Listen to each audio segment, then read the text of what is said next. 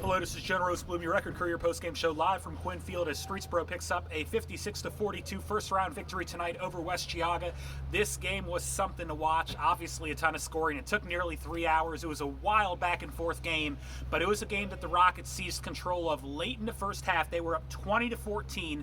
They go on a big 2-minute drive down the field. Really strong execution. A nice hook pass along the sideline to Hunter Hopperton.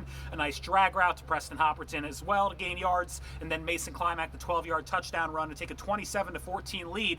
But the Rockets were not done. Mason Climack at his other position at defensive back is able to come up with an interception to give the Rockets the ball at the West Geauga 35 with 3 seconds to go. They've got time for one play, and they made it count as Mason Climack tossed the ball up the left hash to Preston Hopperton, who made a beautiful high-point catch at the 3-yard line.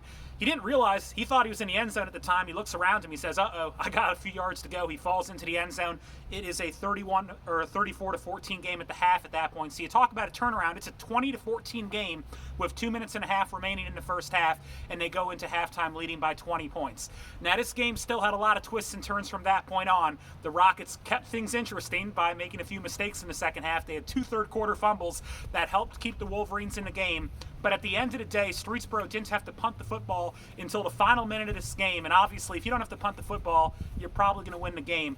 A great performance up front by Streetsboro. I thought they were really able to run it when they needed in short yardage situations, third and 1, 3rd and 2, 4th and 1, 4th and 2.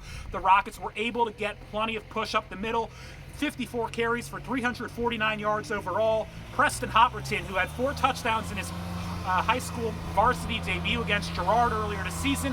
He has 4 touchdowns in his postseason debut tonight, 3 rushing, 1 receiving, obviously, to end the first half, as I mentioned before. So he was terrific tonight.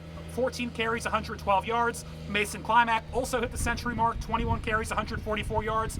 Again, the offensive line was terrific. The playmaking was terrific. The execution was, I mean, look, the Rockets had 5 touchdowns on 6 first-half drives. That's pretty darn good. And then in the second half, they also, really the only drives they didn't score on in the second half were a couple of fumbles, but other than that, they moved the ball at will. So again, a really strong performance from Streetsboro tonight on the offensive side of the football. And Coach Pete Thompson at the end, he told his team, look, expectations here at Quinn Field have been pretty high. This is a team that's had 2 undefeated regular seasons in a row coming into this season.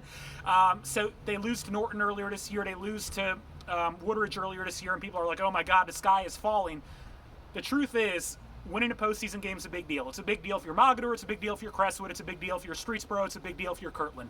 Tonight's a big deal. The Rockets program another huge home postseason victory here at Quinn Field. A lot to be proud of, especially on the offensive side of the football where the Rockets were masterful tonight. Reporting live from Quinn Field, Jonah Rosenblum, Record Courier.